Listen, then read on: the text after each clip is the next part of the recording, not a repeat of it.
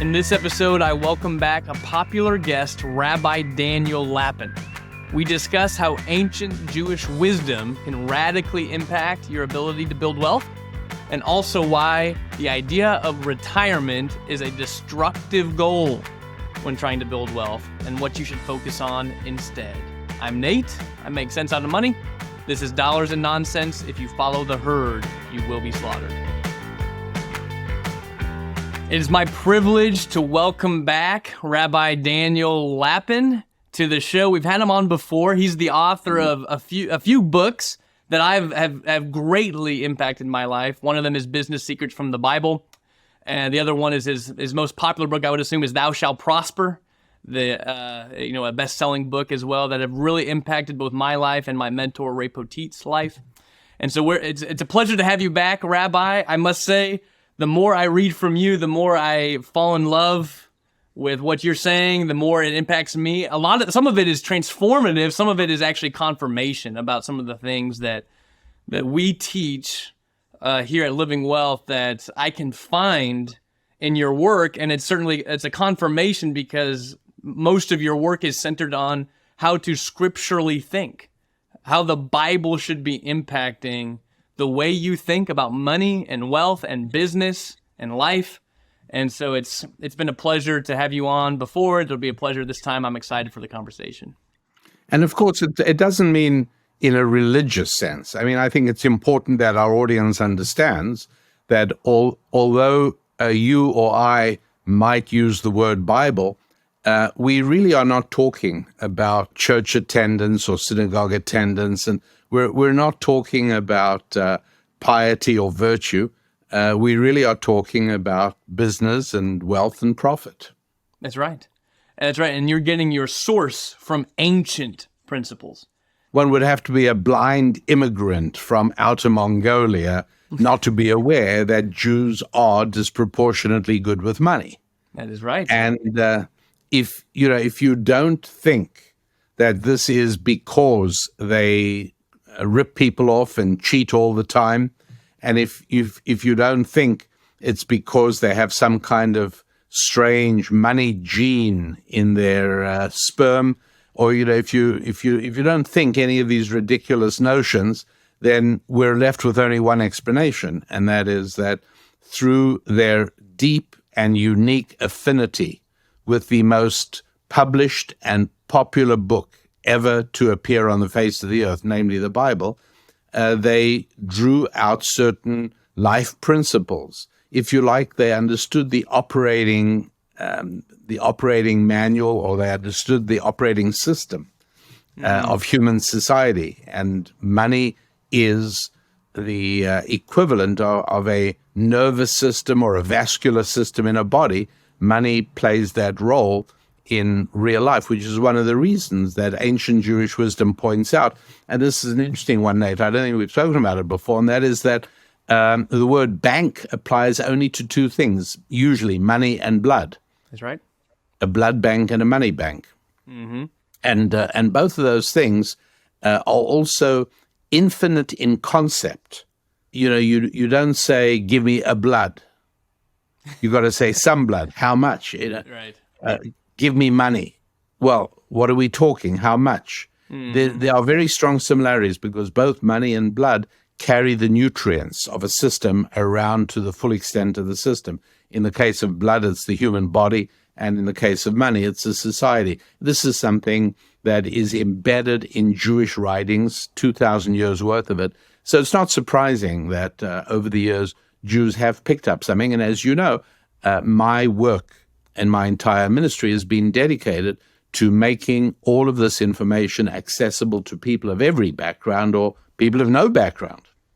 Yeah, you're right. So you'd have to be hiding under a rock to not see that the Forbes 100 list of wealthiest people in the world is disproportionately filled with those of the Jewish ancestry.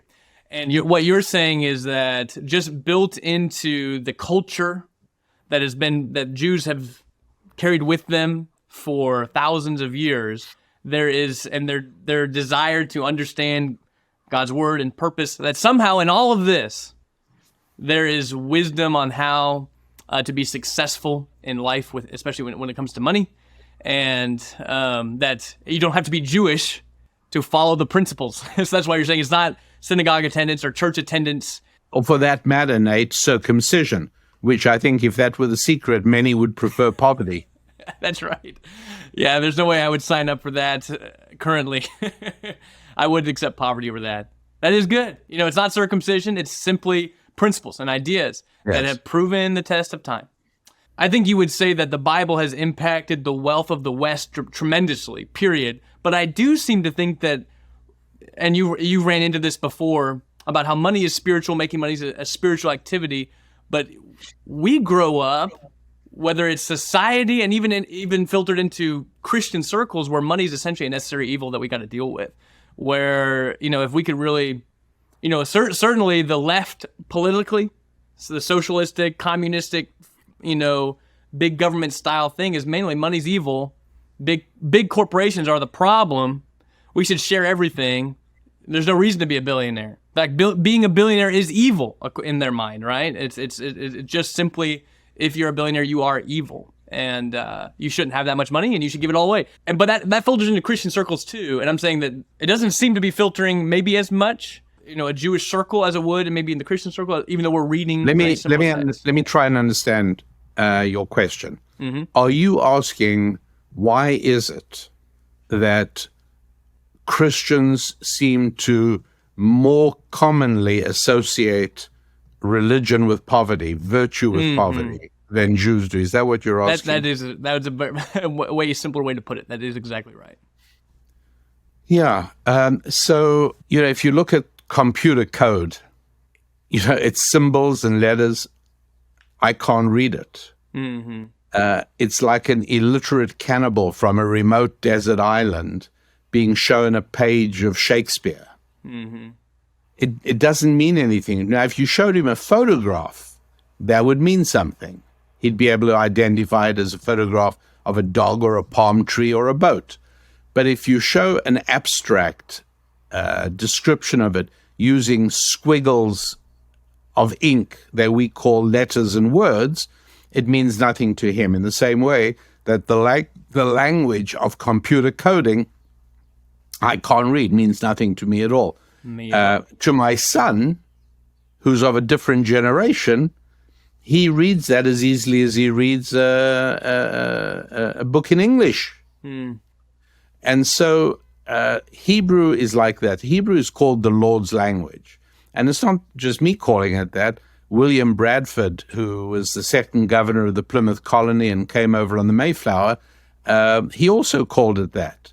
And part of the reason is because there is so much information encoded and embedded within the Hebrew text, Nate.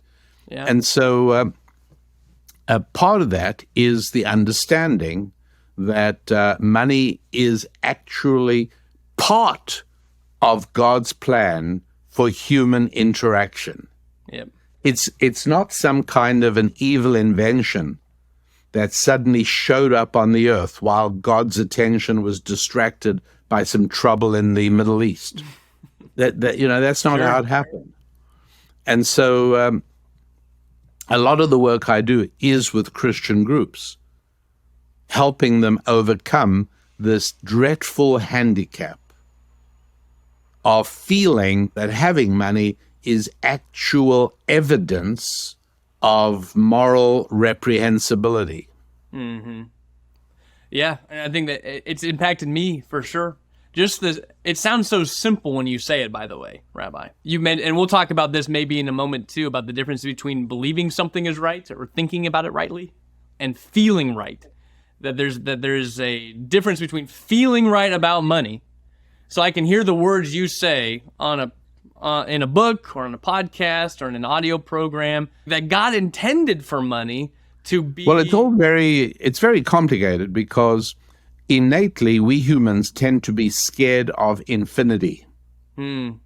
So when you get in a car and you're going on a road trip, you barely set off before your kids are wanting to ask, are we there yet? Right.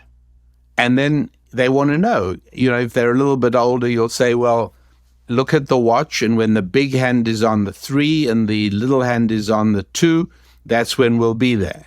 But they want to know where it ends. They want to know where the limits are, because not having limits is scary for everybody. And one of the great secrets in ancient Jewish wisdom of achieving wealth financially, abundant finances, is simply becoming comfortable with the infinite.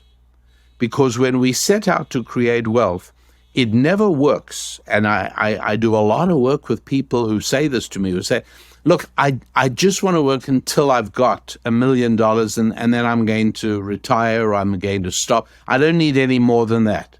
That is actually incredibly destructive thinking for reasons that are a little bit outside the range of our conversation now. But for the moment, just accept that it's really important in making money to be comfortable with the idea of no limits, no restrictions, infinity.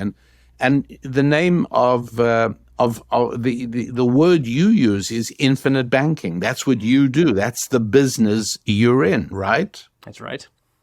And do you mean anything different from what I've just described? We do not. We truly mean that the idea of things you can accomplish with this system, there is no limit to it. And that's important to help people become comfortable with the idea of no limits. That's right. Because I think it's very insightful. It does scare all of us. And so we really have to consciously work at saying, wait a sec, I'm okay with infinity. And that's one of the great gifts. You know, we spoke about the Bible and so on. One of the reasons that atheistic regimes have never, ever produced successful wealth-creating economies, whether you're talking about North Korea or the old Soviet Union or Cuba. China's in a little bit of a different category for obvious reasons, but generally speaking, socialistic or communist regimes are incapable of making money. Because since God is out of the picture, so is infinity. And since they cannot relate to infinity, they are fatally handicapped when it comes to creating wealth. And so it's not an accident that history's greatest engine of prosperity, namely the United States of America, was founded by Bible-believing Christians. Because that kind of affinity for God and that level of comfort with the idea of his infinite abundance means that we are more effectively equipped to do the things we need to do to create wealth. That's right. And it's just been a huge impact for me to really see money as God's intended tool to represent the value you're producing to the world and to fellow man. Yes. As I said, there's one thing of thinking about that correctly, but you have to feel correct about it. As you bring up in your book, Business Secrets from the Bible, the difference between feeling right and thinking right, where it's actually how you feel about money is more important than how you think about money. No, absolutely. People in the years where the most aggressive campaigns of against smoking were operating, it was discovered back then that you can give people as much information as you like about the medical consequences of smoking, and they know it in their heads.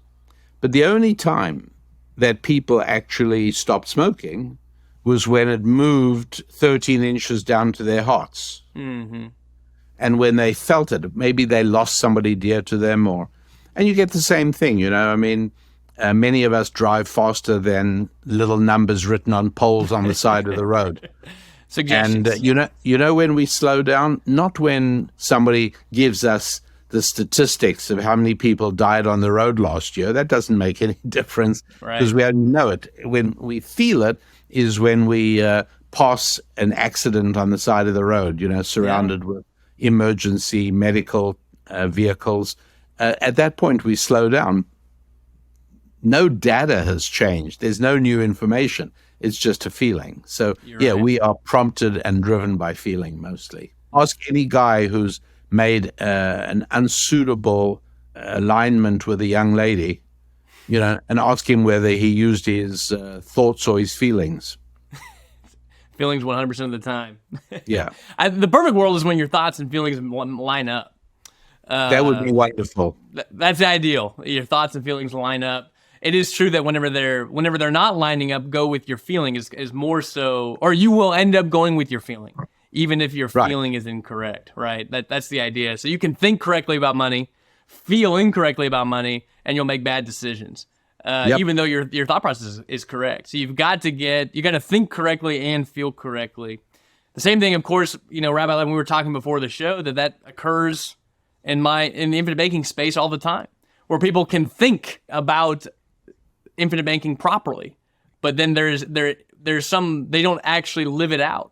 They don't live out their belief system regarding it because of oftentimes some sort of fear or feeling that keeps them limited in what they can accomplish. And that's essentially what you're saying too about money, is that feelings keep people limited. If you feel wrongly, you'll just be limited. Period. Yeah, exactly. That's good. One of the things, Rabbi, I wanted that we really resonate with, I think our audience really resonates with, is your constant campaign against the idea of retirement. And how retirement, is a destructive force. It shouldn't really be a part of our society, but here it is. And one thing that I have a hard time communicating, and I'd like to see your thoughts, is that if you present that retirement itself is not the main goal of making money, accumulating money, investing, what is? What would be? If the world has convinced us that retirement is the main goal, and we're trying to describe how it's destructive more so than it's profitable to people, what should we replace to the world that believes that retirement is the main goal for wealth creation, which is being pitched by the general public? What are we trying to pitch in a kind of a way that people can grasp onto? To answer that question, I first have to establish a basic principle. And it's something that I think 80% of our audience right now, as soon as I've articulated the principle, I think 80% will say, yeah, that makes sense. I know that's true. The remaining 20% will sort of scratch their head, and I'm not sure, but we'll try and give them enough data to establish it for themselves as well. And that principle is that nobody can succeed at anything that deep in his heart he considers to be morally reprehensible. And so that's why a notorious pornographer that I was once on a television show with, in order to entrap him in this particular point, I said to him, so what is it that you do? And he said, well, what do you mean? I said, look, I don't think you go around telling people that you sell disgusting pictures of degrading things to depraved people. So what do you do? He says, no. I mean, he said, what I'm really doing is I am a warrior in the fight for Second Amendment and First Amendment rights in America, freedom of speech. That's what I do.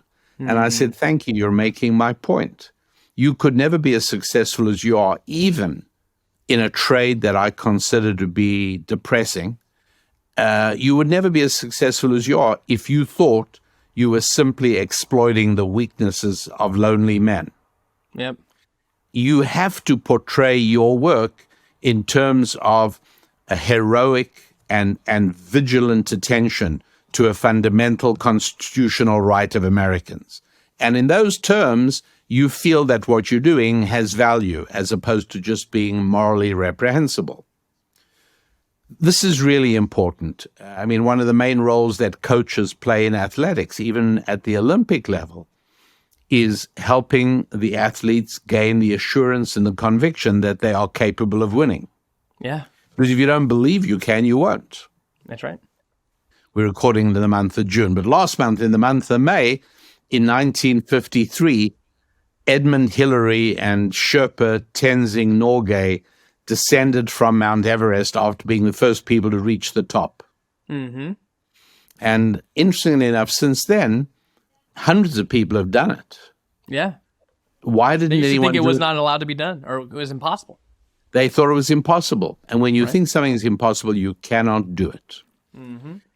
And so how you think of you, your activities, and your goals will actually impact how effectively you achieve those goals. That's right. And so with that as the underlying principle that I think everybody should grasp, how you feel about what you do will impact how well you do it. As long as you feel that the reason you work is to be able to retire, you are announcing to the world, but that's not important. What you announce to the world is of secondary importance. You are announcing to yourself.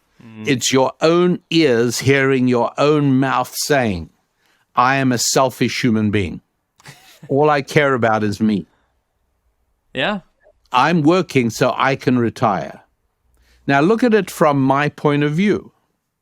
I loved it that your mentor and the founder of your company and my dear, dear friend, I love it that he never considered retirement.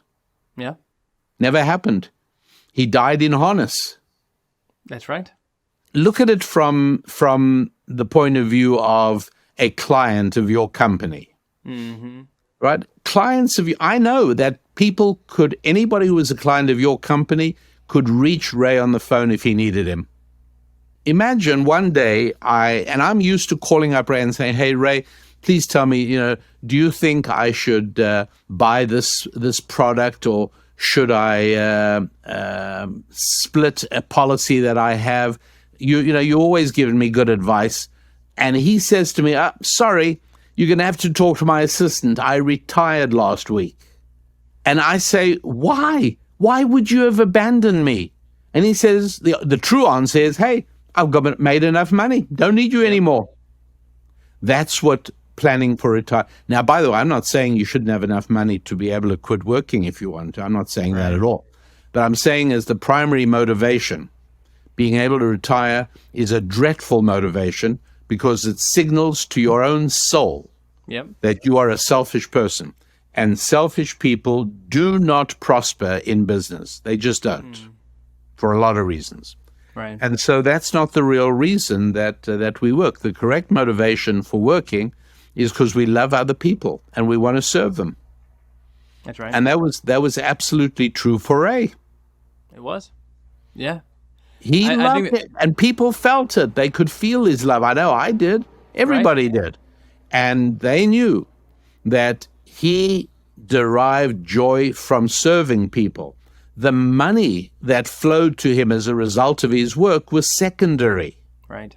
It was important, but that wasn't the main motivation. He wasn't doing it for the money. He was doing it because he loved serving human beings. Now, that's true whether you are part of the housekeeping staff at the local Marriott hotel, and that's true whether you're a neurosurgeon, and it's true whether you are a jewelry sales professional, or whether you're a movie actor, or whatever you do. It makes absolutely no difference. There are very few exceptions to the rule that what you're doing is serving God's other children. And that is a holy undertaking that can never be menial. That's right. And I think it's crucial, as you bring up and as we've said many times, that retirement is a pretty horrible master. It's certainly unhealthy, that's for sure. Right. And it often masters people as far as all of your productive energy is towards this one end, this retirement end. And you can't wait for it. It distorts your working life. Your purpose for work, as you're bringing up, becomes less to serve out of love the world around you and God's other people. And it's more so, I'm only doing this to get this money because I'm trying to store up as much of it as possible in order for me to stop serving people. I mean, having the right plan, the right thoughts about the end of the journey impact the early part of the journey as well. Mm-hmm. I don't know if you play golf at all, but golf's a perfect example of that, where golfers practice long and hard to improve their swing. And I watched an instructor, a pro at a golf club a little while ago, and it was fun because he was kept on saying to this lady who wasn't getting it, he was saying to her, let me show you where the head of the club has to end up at the end of the swing. And he pointed to a spot over her left shoulder. And she asked a very good question, which I applauded her. I said, you're 100% right, accepting you wrong. She said, I don't understand what difference the final position of the club can make when the ball is already on its way down the fairway. I hit the ball. Who cares where the end of the club ends up now? Once I've hit the ball, I can balance the club on my nose, and it won't make any difference to where the ball is going. True. And the answer to that is, it sounds right, but it's wrong. Right. Because if you don't plan for where the end of the club has to end up, it won't hit the ball in the right way along the journey. And so each and every transaction, each deal, each concept we come up with is very much impacted by how we see the 18th hole. Right. Are you tired of feeling like everyone has their hand in your pocket? At Living Wealth, we believe in challenging the status quo. After all, most of those conventional tools only seem to make someone else rich. Let us show you how to take back control by banking on yourself. Visit livingwealth.com/escape-the-bank. You'll receive instant access to what we call the Beginner's Course. This free, in-depth, easy-to-follow course teaches people how to create and profit from infinite banking. We not only discuss the philosophy and principles behind infinite banking, but also offer real-life examples to demonstrate how it works. Even folks experienced with infinite banking often tell us they learned a ton too. So, it's worthwhile regardless of your experience level. Stop letting banks and Wall Street dictate your financial future. Again, that's livingwealth.com/escape-the-bank to gain access to the free course today. Now back to Nate and Holly.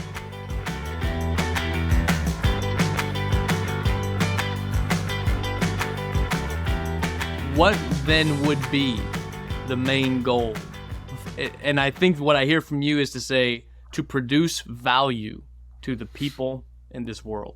To serve God's other children. Right. And obviously the growing bank account is above all evidence that you've served other people. That's why I have a better name for dollars than dollars, and I call them certificates of appreciation. Yes. So the more certificates of appreciation you receive, it's the confirmation that you've been a good serving other people. That's right. Around you. That's right. But I certainly don't plan on stopping to serve the people who've been counting on me up till now. Right. Right. And to learn to enjoy the work that you do. If, as you say, if you see it and feel it correctly, then you can transition from hating the grind to enjoying the servanthood, of precisely. Life. And not only is it everything we've said, but I also just simply believe retirement, because it is a false goal, a destructive goal, that you would even achieve the idea of retirement better if you got rid of that end goal anyway. Yes. That's the idea. So in other words, as you bring up, we're not saying that you should not plan for a future in which there might be a potential where you can't continue for whatever reason, and so you need to continue to serve. But if the idea of retirement is the end all be all working, saving, investing future, you'll actually achieve that less likely than if you focus on being able to improve your ability to serve people. And this is what I find is so crucial in our space, in the infinite banking world, where we're trying to teach people, if you just focus on the retirement program future, you will limit dramatically your actual ability to build wealth, because you're setting money aside for a goal that is relatively, it's destructive in its essence. I remember reading that in Business Secrets from the Bible, one of your books, both of which I love. And I've listened to many audio tapes, 25/8, some of these older ones that Ray would give me there's many that I've listened to, but planning, this is one of the principles, was planning for bad ideas in the future ruins the present. And I loved your analogy where it was essentially saying, if you plan on divorcing your wife in the future, that is going to impact your ability to have a good marriage in the present. Like a bad idea in the future is going to impact your ability to enjoy the present and actually do it well. And you were really aligning that with the idea of retirement. If that is the end goal, it's going to mess things up here. Yeah. Which I was certainly impacted by, for sure.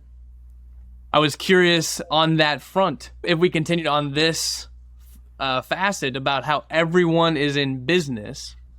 I think that all of these kind of go together, is essentially the idea. I think business people can believe more so that they're in the servant business. We're serving our customers.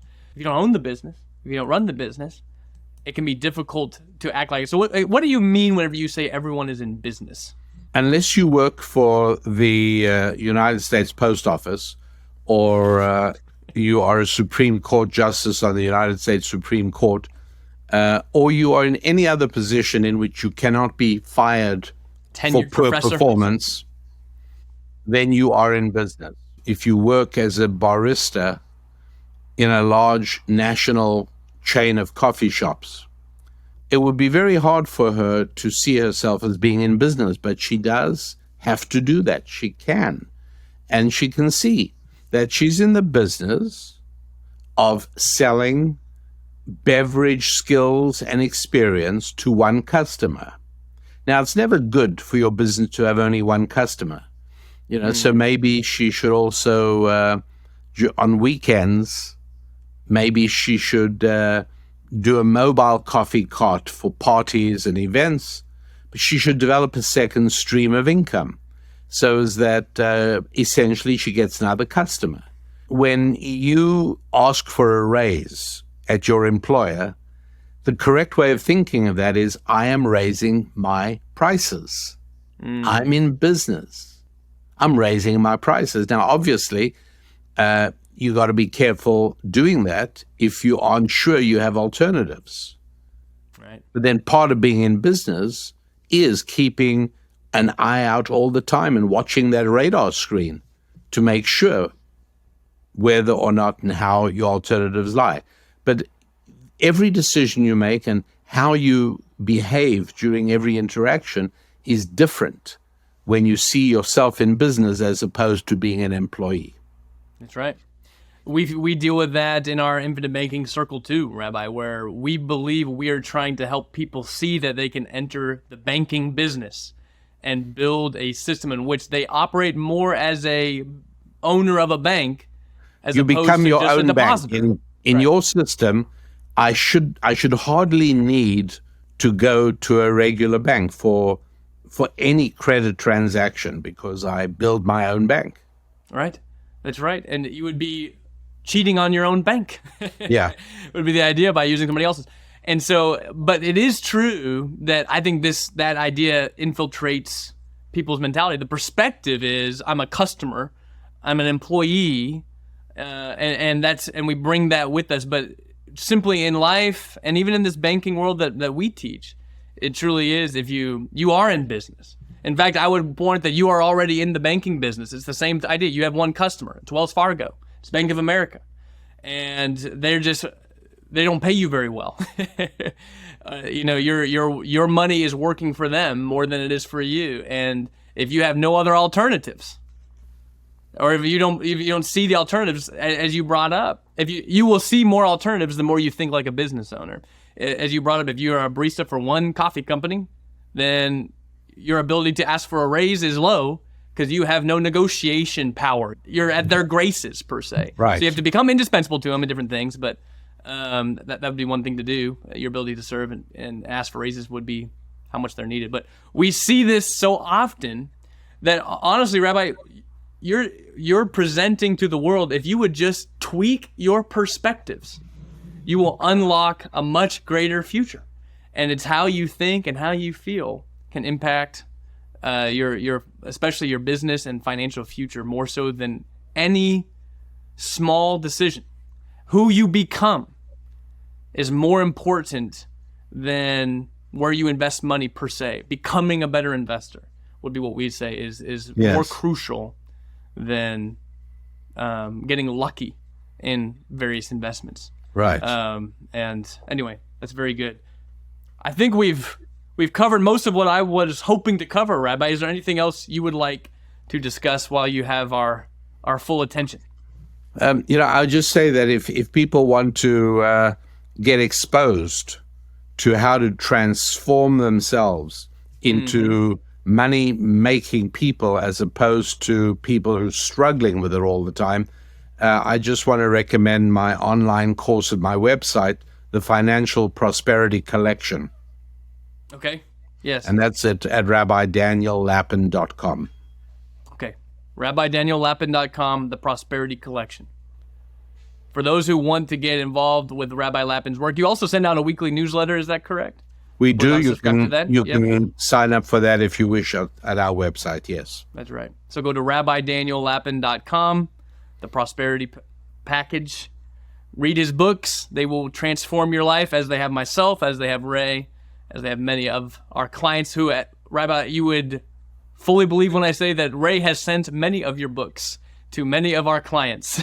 So there's a following here already in existence. But if you haven't yet, the mentality transformation, that ancient Jewish wisdom as revealed by Rabbi Lapin, that you can adopt yourself, has very high potential to transform your life and to think more abundantly about the future. Absolutely. Well, thank you very much, Rabbi Lapin. It has been a pleasure to have you on the show. Nate, I love the work you do, and I love the prosperity that you bring to so many of the clients of your company. And I wish you much success in carrying on the great work of Ray Poteet and making sure that the wonders of infinite banking continue to be made available to people all around the world. Thank you very much, Rabbi. Thank you all for listening. This has been Dollars and Nonsense. If you follow the herd, you will be slaughtered. Listener, one last thing before you go. Start your journey towards financial security and wealth today. Visit livingwealth.com/escape the bank. Upon completing this course, you'll have all the information that you'll need to see if infinite banking is right for you. Again, go to livingwealth.com/escape the bank.